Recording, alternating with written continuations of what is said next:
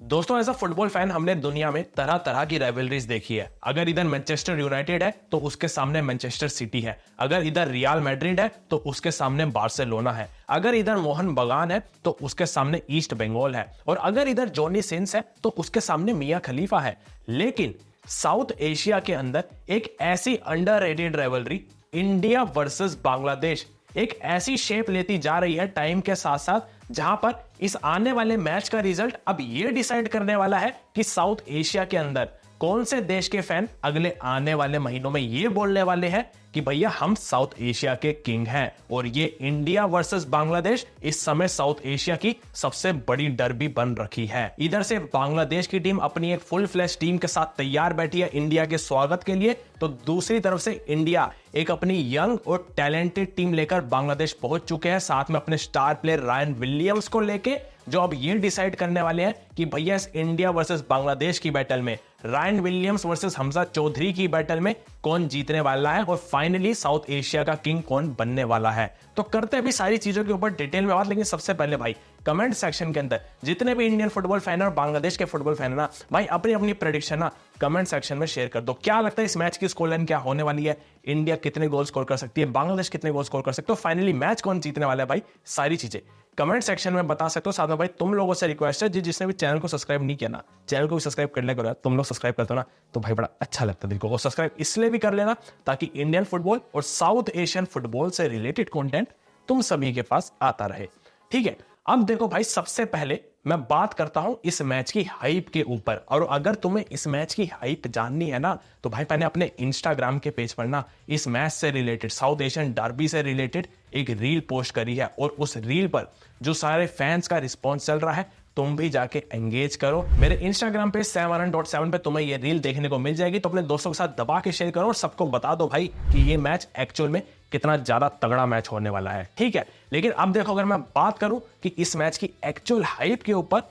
तो भाई देखो अभी रिसेंट में जितनी न्यूज आई है ना कि 6 मिनट के अंदर मैच की टिकट ही सोल्ड आउट होगी भाई। और मैं सही बता रहा हूं, ये लास्ट टाइम हमने कब चीज देखी थी कि बांग्लादेश के अंदर एक फुटबॉल मैच हो रहा है इंडिया वर्सेस बांग्लादेश और 6 मिनट के अंदर टिकट सोल्ड आउट हो गई। मुझे नहीं याद एक्चुअल में ऐसा कब हुआ था,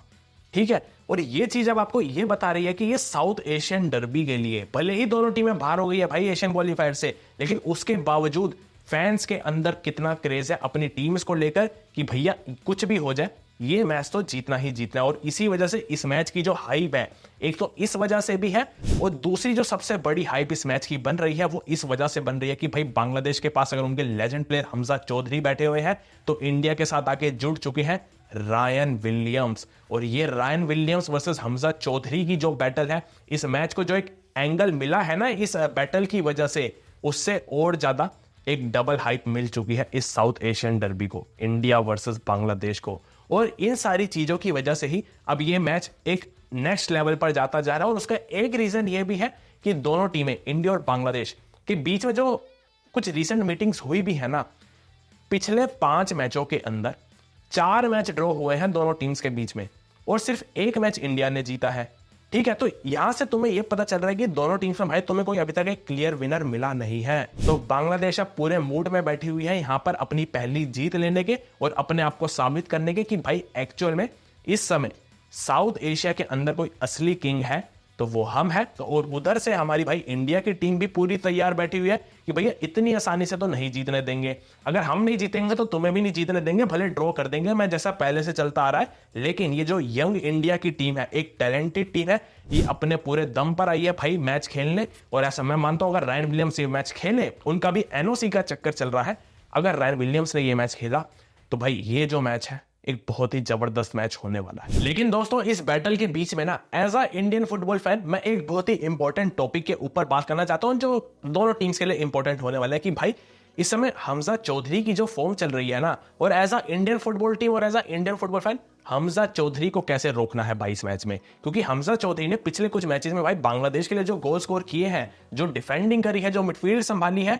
भाई वो बंदा हर चीज कर रहा है। सारे तरीके के गोल उसने मार दिए, हेडर से गोल उसने मार दिया, फ्री किक से गोल हमजा ने मार दिया है, पेनल्टी से गोल हमजा ने मार दिया और बाइसाइकिल किक से भी गोल हमजा ने मार दिया। भाई बंदा तरह तरह के गोल भी मार रहा है, मिडफील्ड भी संभाल रहा है और भाई डिफेंस भी संभाल रहा है। और ऐसे में भाई as a Indian football fan अब हमें इस बारे में बात करनी है कि भाई हमजा चौधरी को इस मैच में कैसे रोके, क्योंकि पहले भी इंडिया और बांग्लादेश वाला मैच हुआ था, वहां पर क्लियर डिफरेंस पिच के ऊपर कोई बना था, तो भाई वो हमजा चौधरी बना था मिडफील्ड के ऊपर। तो भाई देखो बात ऐसी है, हमजा चौधरी को अगर रोकना है ना, तो अब देखो सिंपल सी बात है, हमजा चौधरी जब सामने से मिडफील्ड से आ रहा होगा और इंडिया के प्लेयर जब सामने से जा रहे होंगे ना हमजा चौधरी के सामने, तो भाई कुछ नहीं करना है, हमजा चौधरी के आगे भाई जाके इंडिया के प्लेयर्स को ना यूं खड़े होना है, शाहरुख भाई की तरह दो हाथ यूं आगे कर देने हैं और बोलना है क्या हाल है हमजा भाई के, कहाँ जा रहे हो, जाना, आओ साथ बैठ के थोड़ी मोहब्बत और भाईचारे की बातें करते हैं। इससे पता क्या होगा, इससे मैच के अंदर ना जो मैच रोमांचक चल रहा होगा वो रोमांटिक मैच में कन्वर्ट हो जाएगा। ठीक है, खैर जोक्स अपार्ट भाई, अब देखो मैं आता हूँ मुद्दे की बात पर। देखो मैंने नोटिस क्या किया है, हमजा चौधरी की ना भाई जो पिछले कुछ मैचेस में ऑफ द बॉल मूवमेंट जो है ना, अब इसको तो स्ट्रॉन्ग कह लो या बहुत ही क्लेवर कह लो, कुछ भी कह लो अपने हिसाब से, लेकिन ऑफ द बॉल मूवमेंट भाई जो हमजा चौधरी की है वो बहुत ही ज्यादा क्लेवर है, बहुत ही ज्यादा स्ट्रॉन्ग है और बहुत ही ज्यादा शार्प है। ठीक है, उसकी वजह से बांग्लादेश के जो फॉरवर्ड प्लेयर्स होते हैं जब बॉल इनके पास होती है तो हमजा चौधरी की जो ऑफ द बॉल मूवमेंट बनती है, किसी और प्लेयर की उसके ऊपर नजर नहीं जाती है, लेकिन वो बंदा अब चालाकी से कह लो कुछ भी कह लो, वो इस तरीके की रन बनाता है कि सामने वाली टीम के डिफेंडर्स फॉरवर्ड को कवर कर रहे होते हैं, हमजा पीछे से आके भाई गोल स्कोर कर जाता है। और सेम इसी चीज के ऊपर हमारी इंडिया की टीम को भाई ध्यान देने की जरूरत है। मिडफील्ड में जो भी होगा, चाहे सुरेश हो, चाहे निखिल प्रभु हो, चाहे फनाई हो, कोई भी हो, भाई हमजा के साथ चिपक के रहना है मिडफील्ड के अंदर। ठीक है, हमजा की जो मूवमेंट है उसको ट्रैक करते रहना है, हमजा जहां पर भी जाए खाली स्पेस नहीं देना है। मैं क्या इसलिए रहा हूं क्योंकि भाई वो बंदा डिफरेंस ला देता है मैच के अंदर अपनी मूवमेंट के थ्रू। ठीक है, और ऐसे में उसके पास जो फिजिकलिटी है उसको अगर मैच कर सकता है तो मैं ऐसा मानता हूं सुरेश भाई बंदा वो डर्टी वर्क करता है, सुरेश के पास थोड़ी सी फिजिकलिटी भी है उस लेवल की कि सुरेश टक्कर सकता है साथ में आके। ठीक है, हमजा को रोकोगे तो शमित शोम भी एक होगा भाई मैच के अंदर। ये दो प्लेयर ऐसे हैं, इनको अगर तुमने मिडफील्ड में संभाल लिया, इंडिया की मिडफील्ड ने इन्हें संभाल लिया, इनको क्लोज डाउन कर लिया, तो मैं ऐसा मानता हूं 75 से 85% काम हो जाएगा मैच के अंदर। ठीक है, ये सारी गेम तुम्हें शायद ये भी टॉपिक लग रहा होगा ऐसा सुनने में, लेकिन मैं सही में बता रहा हूं, अगर इंडिया की टीम ने ये काम कर दिया ना 85% मैच हमारे हाथ में है। इसी के ऊपर सारी गेम चलने वाली है। मिडफील्ड की जो बैटल होगी इस मैच के अंदर की वो सबसे बड़ी बैटल होगी, और जो ये मिडफील्ड की बैटल विन कर गया, मैं ऐसा मानता हूं वो इस मैच को भी शायद जीत जाएगा और काफी सारे टाइम के बाद जाके हमें इस मैच का एक विनर मिलेगा। और अब ऐसे में मैं मैच की कुछ बहुत बड़ी बैटल्स के ऊपर बात कर लूं ना, तो भाई एक जो सबसे बड़ी बैटल है वो तो देखो सबको पता है, Ryan Williams versus Hamza Chowdhury. ये तो रहने ही वाली है भाई, क्योंकि इसी बैटल ने भाई इस डर्बी की अलग ही लेवल पर हाइप बना रखी है। तो Ryan Williams versus Hamza Chowdhury तो चलो ठीक है, ये बात तो है ही। इसके साथ साथ भाई एक जो बहुत बड़ी बैटल है जिसका शायद अभी किसी को अंदाजा नहीं है, लेकिन ये बैटल होने वाली है भाई क्रिएटिव मिडफील्डर्स के बीच में। इंडिया से महेश सिंह नौरेम और बांग्लादेश से शमित शोम। भाई महेश सिंह नौरेम ने भूटान के सामने नंबर 10 की जर्सी में मैच खेला था और मोस्ट प्रोबेबली 99% महेश सिंह नौरेम इस मैच में एज अ नंबर 10 स्टार्ट करने वाले हैं, इंडिया के लिए क्रिएटिव मिडफील्डर स्टार्ट करने वाले हैं। और जो मैं मानता हूं अच्छी चीज है, क्योंकि महेश जब नंबर 10 स्टार्ट करता है इंडिया के पास बहुत सारे चांसेस बनते हैं, इंडिया अच्छे खासे अटैक्स बनाती है, इंडिया गोल्स भी स्कोर कर देती है। और महेश सिंह को नंबर 10 पे स्टार्ट करवाना मैं मानता हूं बहुत ही क्लेवर मूव होगा और एक बहुत ही स्मार्ट मूव होगा खालिद जमील के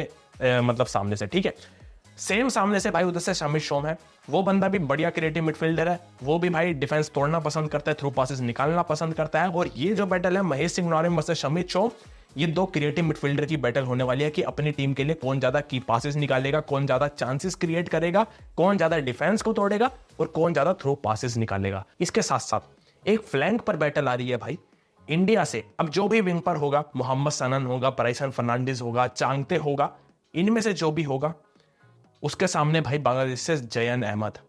ये जो बैटल है ये फ्लैंक के ऊपर की भाई एक बहुत ही इंटरेस्टिंग बैटल होने वाली है। अगर इंडिया से कोई यंगस्टर हुआ मोहम्मद सनन और ब्राइसन फर्नांडिस, तो सामने से जयन अहमद होंगे। और ये जो बैटल होगी बहुत ही इंटरेस्टिंग बैटल होने वाली है। मैं ऐसा मानता हूं, मेरे को लगता है may be Mohammad Sanon match के अंदर स्टार्ट करेंगे, और अगर ये होता है तो मोहम्मद सनन वर्सेस ज़ैन अहमद की एक जो बैटल होगी इस मैच के अंदर, बहुत ही बढ़िया बैटल होगी, क्योंकि भाई मोहम्मद सनन देखो बहुत ही टैलेंटेड एक विंगर है,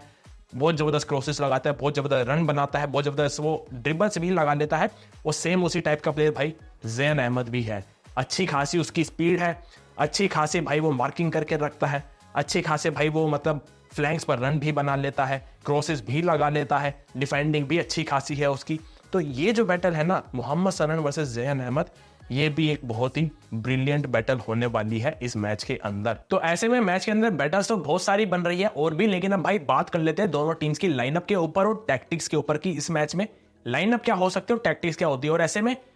इंडिया की तरफ से हम सबसे पहले बात करते हैं, तो भाई हमारी इंडिया की टीम की हम लाइनअप के ऊपर बात करें ना, तो यार देखो मेरे को ऐसा लगता है इंडिया की टीम की जो लाइनअप होने वाली है ना, गोलकीपर पे तो देखो मेरे को लगता है गुरप्रीत सिंह संधू ही स्टार्ट करेंगे। मैं अपनी तरफ से लाइनअप बता रहा हूं, मेरे को ऐसा लगता है कि भाई सेंटर बैक पे अब हमें चांस यंगस्टर को देना चाहिए। अनवर अली के साथ मेरे को ऐसा लगता है या तो परमवीर को या फिर विकास युमनाम को, इनमें से किसी को स्टार्ट करवा देना चाहिए। लेकिन हाई चांसेस है भाई खालिद जमील शायद से अनवर और संजय झिंगन के पेयर के साथ ही जाएंगे, जहां तक मुझे लगता है। लेफ्ट बैक पर आकाश मिश्रा है और राइट बैक पर भाई वलपुइया है। ये अच्छे ऑप्शन है और इन्हीं के साथ में जाना पसंद करूंगा। अब जो मिडफील्ड आ रही है ना, यहाँ पर हमारे जो दो डिफेंसिव मिडफील्ड होने वाले हैं, ये तीन ऑप्शन हमारे पास है, सुरेश सिंह, निखिल प्रभु और फनाई का ऑप्शन है। ठीक है, वैसे तो मेगाटन लुइस निक्सन भी है, लेकिन उनको मैं अभी यहां से नहीं रखना चाहता। सुरेश और निखिल में से कोई एक स्टार्ट करेगा, हाई चांसेस है मे बी सुरेश और Nikhil as a pair start कर जाए। लेकिन अगर मैं अपनी तरफ से बोलूं तो मैं यहां पर सुरेश और फनाई के साथ जाना पसंद करूंगा। निखिल प्रभु भी खेल सकते हैं, कोई प्रॉब्लम नहीं है, तीनों बहुत अच्छे ऑप्शन है, तीनों बॉल के ऊपर बहुत कंफर्टेबल है। लेकिन एक फनाई का जो ऑप्शन है भाई, बंदा बहुत ही ब्रिलियंट प्लेयर है अंडर 23 का, और अगर ये मैच में खेलता तो बहुत टैलेंटेड प्लेयर है, इसके ऊपर नजर रखना भाई। बंदा मिडफील्ड के अंदर ये बढ़िया मतलब इंटरसेप्शन लगाता है, ब्लॉक्स लगाता है, सब कुछ बढ़िया कर लेता है। ठीक है, मिडफील्ड के बाद आगे हमारा नंबर 10 भाई देखो, जैसे मैंने पहले बोला महेश सिंह नौरेम ही रहने वाले हैं। बात आ जाती है कि क्या रायन विलियम्स मैच के अंदर स्टार्ट करने वाले हैं या नहीं, क्योंकि रायन विलियम्स की भाई देखो थोड़ा सा एनओसी का सीन चल रहा है, और अभी तक जितनी रिपोर्ट्स आ रही है ऐसा बोलेंगे कि शायद अभी तक एनओसी मिली नहीं है, और अगर एनओसी मिली नहीं है तो मैच के अंदर भाई फिर रायन विलियम्स शायद से दिखेंगे नहीं। ठीक है,